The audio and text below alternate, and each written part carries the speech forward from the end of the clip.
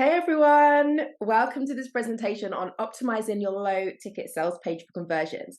So my name is Jeanette and I'm the founder of a company called the Women's Entrepreneurial Network, which is pretty much an online business hub that provides support, community and resources to women in business. And I am so excited to be here today to be able to share some powerful strategies with you that can hopefully help you to boost sales and grow your business. So by the end of this presentation, you're going to have a clear understanding of pretty much some of the key elements that make a high converting low ticket sales page, as well as some practical tips to improve your own sales page and increase those conversions. Now, you might be thinking, why should I listen to this person? Who the hell is she? Well, I've been in your shoes. I've been in business for about 12 years now. And I'm a small business owner just like yourself, right? So I've been there. And through trial and error, what I've learned is pretty much what works and what doesn't when it comes to creating a sales page that actually converts. And over the years, I've worked with several clients who were struggling to sell their low ticket products. And what I realized was that even though they had great products, their sales pages just weren't optimized for conversions. So what I did is I dug into the research and I tested various strategies to see what worked and what didn't. So what sets my approach apart is that it's not just about making your sales page look pretty. Yeah, that's important because we want people to be engaged as soon as they land on your sales page. But it's really about understanding your audience and also understanding how to create or how to craft persuasive copy and create a sense of urgency to actually drive those conversions. So I've seen a lot of people focus on one aspect of sales page optimization, but my approach kind of takes more of a holistic view to actually create a compelling offer that's able to resonate with your target audience. So in my business and for my clients, I've seen some significant improvements, in sales after implementing some of the strategies that I'm going to be sharing with you today. One of my clients actually saw a 47% increase in conversions, all from making a few tweaks to her sales page.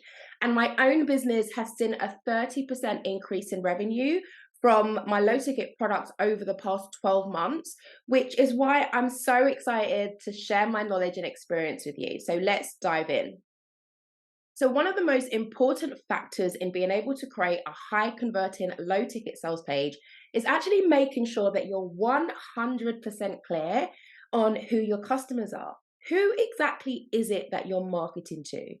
Knowing and understanding your ideal customers is pretty much a game changer, when it comes to actually optimizing your low ticket sales page. So, picture this. You create a fantastic or an amazing low ticket product. You spend absolutely tons of time, hours, days, whatever, crafting this incredible sales page. And you launch it into the world with really high hopes.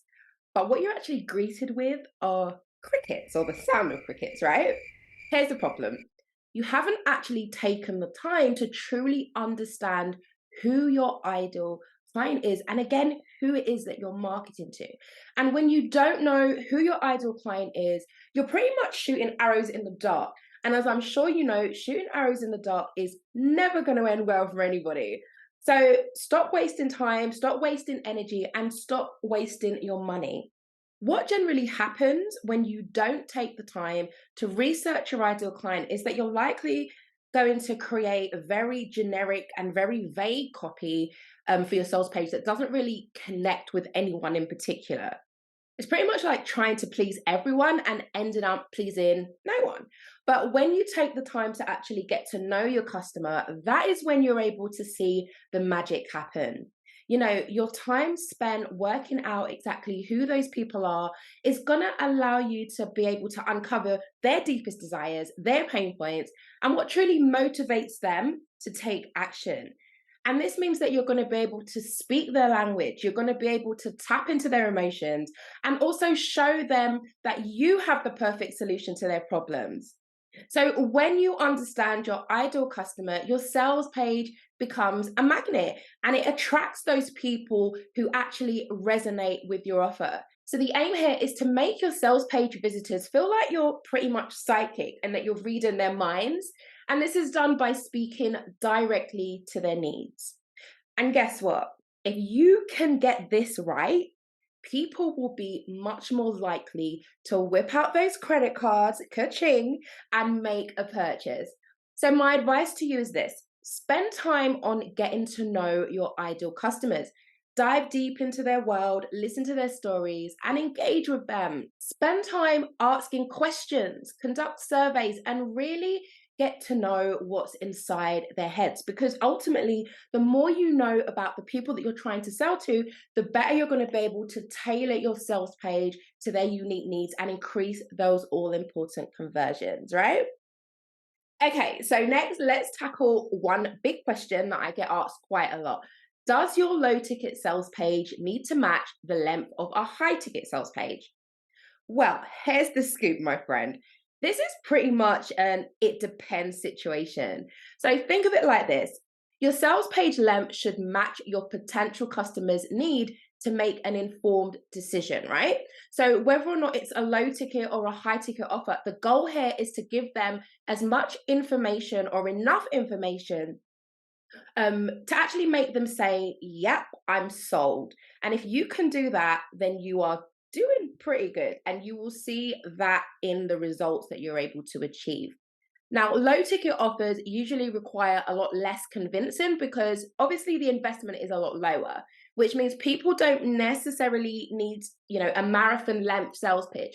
But what they do tend to want is the good stuff delivered in a really punchy and captivating way that's able to get them nodding and saying, yeah, this is exactly what I need.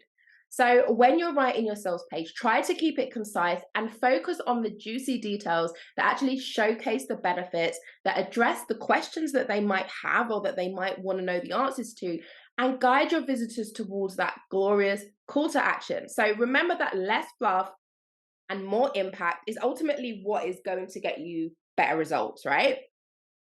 But in saying that, don't forget that every product and audience is unique. So some low ticket offers are going to need a little bit more explanation or have special features that might deserve, an additional spotlight or some more time or some more focus. And in those cases, feel free to actually expand on your sales page naturally. So remember that you ultimately or essentially are the captain of your ship. So put yourself in the shoes of your customer and ask, what would make me confidently take out my wallet or spend my hard earned money on this low ticket gem? So tailor your page to actually match the needs and desires of your ideal customers. Now, when it comes to actually creating your sales page, there are a few key elements that I would really encourage you to consider. So first things first, let's kick off by actually diving into the backbone of your low ticket sales page. And this is pretty much all about your sales copy. So your sales copy should be compelling and it should be persuasive and it should be engaging. And most importantly, it should really highlight those benefits, like highlight the benefits that your product is actually going to bring to those customers. So you can do this by telling a story and by highlighting the problem that your product is actually solving. Try to paint a picture of how their lives are going to be better once they've actually gone ahead and purchased your offer. So next, you're going to want to make sure that you're creating a benefit-driven headline. So your headline is obviously the first thing that visitors see when they land on your page. So it really needs to grab their attention and make them want to keep reading. So you need to be crafting a benefit-driven headline that clearly communicates the value that your product provides and that actually entices them to learn more and ultimately hit that buy button. And the reason that I say benefit driven headline as opposed to just a headline is because your headline plays, as I said, a huge part in getting your potential customers to actually be able to visualize the outcome that they're going to be able to get from purchasing your product. So customers are a lot more likely to buy from you when you can show them how your product is going to have some kind of impact on their lives and take them from point A, which is pretty much where they are now, to point B, which is ultimately where they want to be, so where they're trying to get to. So let's take a look at how to actually put together a benefit-driven headline. Okay, so step one is to write down some of the keywords or keyword phrases that describe the transformation that you want your customers to have. So, for example, if your offer is something like a productivity toolkit, then some keywords that you might come up with could be boost efficiency and productivity, or streamline workflow, or enhance time management. And then for step two, what you want to do is make a list of how someone might actually feel once they've achieved that transformation. So, using the same example, this could be accomplished, feeling accomplished as they're likely to feel some sense of achievement, right? And accomplishment. They might feel relieved, or they might just feel more organized, and more likely to be in a situation where they're more in control of their work environment and processes, which ultimately leads to a greater sense of clarity and efficiency, right? And then for step three, what you're going to do is think about and make a list of the challenges or some of the objections that people generally have, that stop them from making this transformation, or that they have when they try to make this type of transformation. So again, for example, this could be anything from a lack of awareness. People might not be aware of the effective productivity strategies or tools available to them. Or maybe an objection could be overwhelm. People often struggle with feelings of overwhelm, making it really difficult to know where to start to kind of prioritize, or how to prioritize. Or maybe something that you find in relation to productivity in terms of objections is procrastination. And this is where, people pretty much have a tendency to delay or avoid tasks. And then once you've gathered some ideas for these three steps, then what you need to do is move on to step four. And for this step, what you're going to do is you're basically going to assemble this information that you've gathered into a benefit driven headline. So your headline should immediately be able to communicate the main benefit that your product offers. So, for example, if I was selling, again, a productivity toolkit, then a captivating headline that I could use might be transform your work life, boost efficiency, streamline workflow, and enhance time management with our productivity toolkit.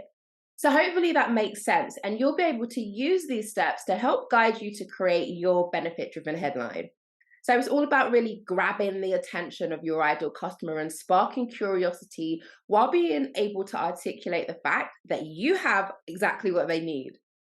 Okay, so next up is page design and visuals. And as you already know, visuals play a really powerful role when it comes to capturing your audience's interest and emotions. So try to choose a really eye-catching image for your low-ticket product that enhances its deliverability. And you can head over to sites like Canva, which is a free design tool that you can use, which I absolutely love. Who doesn't love Canva, right? I use it for so many things in my business. It can really help you to create, get creative and create a really good image, or really good images and graphics that you can then use on your low ticket sales pages. So I definitely would recommend using Canva, or at least checking it out. Now, moving on, one critical element that often gets overlooked is having a clear and compelling call to action. And this is literally the moment of truth where you're actually asking those visitors to take action. So try to make sure that your call to action is actually one that stands out, and that it clearly tells your site visitors what it is that you want them to do next. And you also want to make sure that it creates some sense of urgency. Again, make sure that your call to action is crystal clear, and that you're using action oriented language like get started now, or grab this now, or grab your spot. If you go onto GPT, yeah, that's right. And if you type in something like develop a list of call to actions for my product, and then just give a little bit of details or a few details on your product, then what it will do is it will help you out and give you a list of call to actions that you could use that would grab the attention of those site visitors. So the aim here is to really make people know what those next steps are that you want them to take. So I did just touch on this, but adding scarcity and urgency to your offer, to your sales page, can really help to create a fear of missing out and push those potential customers to actually take action and buy your thing. Now, urgency and scarcity is typically added by introducing things like limited time offers or limited time bonuses, or by adding a countdown timer to your offer or to your sales page, or by showcasing the limited availability of your product. And these can all work really well when it comes to actually increasing conversions on your sales page. So next, people really love to hear from other people who have already experienced success with your product, which is why you definitely want to make sure that you're including some kind of social proof. So if possible, aim to incorporate things like testimonials, like reviews, case studies, and these all can showcase, social proof on your sales page, and this really lends a hand when it comes to building trust and credibility, and this can really nudge potential customers towards actually making a purchase. So if you're someone that is relatively new, or if your product is relatively new and you don't have any social proof yet, then what you can actually do is share your story and speak about your personal experience with your product and how it's helped you to achieve a specific result or transformation. And then last but not least, you want to address any objections or questions that your potential customers might have around your product. So keep in mind that a confused mind will never buy, which is why it's a really good idea to anticipate and address any questions or concerns that your visitors might have by actually including a frequently asked question section to your sales page. Now, this is a good way to demonstrate your expertise and helps to remove any doubts, which means that your potential customers will have more of a clear understanding of your offer and actually go on to make confident buying decisions. Okay, so now that we've actually covered some of the key elements for your sales page, let's now jump into testing and optimizing your sales page for maximum impact. So it's really crucial to test your sales page to be able to actually understand what resonates with your audience and what doesn't. Testing allows you to gather data, and again, it allows you to analyze what's working and what's not. And with this information, you're able to make more data-driven decisions. It's pretty much the secret sauce when it comes to optimizing your conversions. So when it comes to optimization, a very common thing that you can do is use a strategy that's called A/B split testing. Now, A/B split testing involves creating two versions of your sales page to identify what actually resonates best with your audience and which page performs better. So it's pretty much like having a friendly competition between two versions to be able to determine the winner. So you can experiment with various elements on your sales page, like your headlines, your images, your color schemes, button placements, and your call to actions, and also the copy that you're using on those sales pages. But one thing that it's important to remember is that when you actually carry out these tests, you need to be testing one element at a time. And this is pretty much so that you can accurately identify what's working and what isn't. This is pretty much because if you test more than one thing at a time, you're not going to know the exact thing that is creating those specific results, right? And then when it comes to the amount of time that you should be running these tests for, so running these split tests for, it's really essential to give yourself enough time to be able to gather a sufficient amount of data. So depending on your website traffic, try to aim to run these tests for about 1 to 2 weeks to be able to get accurate results. So if you don't have a lot of traffic going to your sales page, then what you might actually want to do instead is make your benchmark the amount of people that actually visit your page instead of the duration. So for example, what you can do is actually wait until you've had, say, 100 or 1,000 visitors before going ahead and reviewing that data. Okay, so we're getting to the end now, but there's still a few more things that I want to share with you. So now we're going to explore some strategies that you can use to help boost your conversions even further so that you can potentially make more money from each sale on your sales page. And one effective strategy that you can use to increase your average order value is to add what's called a bump offer to your sales page.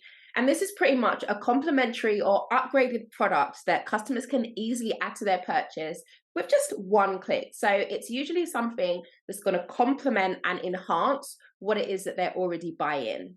And I would also recommend adding an upsell to your offer. So after someone makes a purchase, you have their attention, you have their trust. So try to seize that opportunity by offering them an additional higher priced product that actually complements their original purchase. This is literally a win-win situation for both you and your customers, because essentially you're getting more cash and they're getting something else that they need to get them closer to achieving the result that they want. And then once they've gone ahead and actually made that purchase, make sure you're not just letting that relationship end there. It's a really good idea to set up some automated emails or to set up an automated email sequence and actually invite your customers to join something like a free community. And that could be something like a Facebook group, for example. But by staying engaged and by providing value continuously, what you're actually going to be able to do is foster those long-term relationships and potentially drive repeat sales. And that's pretty much what you want, right? Because that's how your business is going to succeed and stay afloat. Okay, so lastly, and this is super important, it's now time for us to dive into the numbers.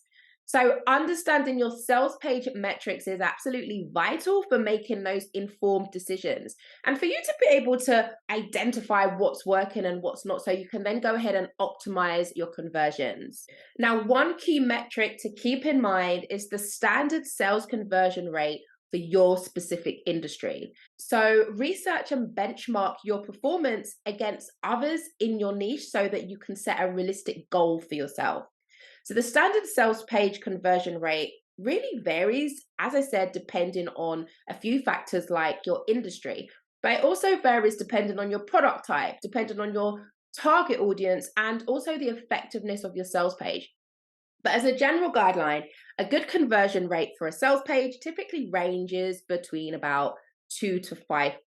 So if you are getting 2 to 5% on your conversion rate, you're doing a pretty good job. But in saying that, it's really important to note that, again, this is just an average and, conversion rates can really vary. The key is to continuously be testing and optimizing and improving your sales page to achieve the highest conversion rate possible for your specific business and target audience. Now, when it comes to calculating your conversion rates, it's pretty simple. So, all you need to do is divide the number of conversions, so the number of purchases, by the total number of visitors that come to your sales page. And then you multiply that by 100. So this calculation provides insights into the percentage of visitors who you've been able to convert into customers. So let me give you an example. Let's say you had 1,000 visitors come to your sales page, and out of that 1,000, 50 of them actually go ahead and make a purchase. So you have 50 conversions, right? This is going to give you a conversion rate of 5%. So remember that, when you're analyzing these numbers, it can really help you to uncover really valuable insights. And it also gives you a clear idea of how many visitors you need to actually hit your sales page to be able to meet your income goals. And this is why it's super important to know these numbers. Yay, so that's pretty much it for now. So hopefully you've been able to learn some valuable strategies to optimize your low ticket sales page for higher conversions.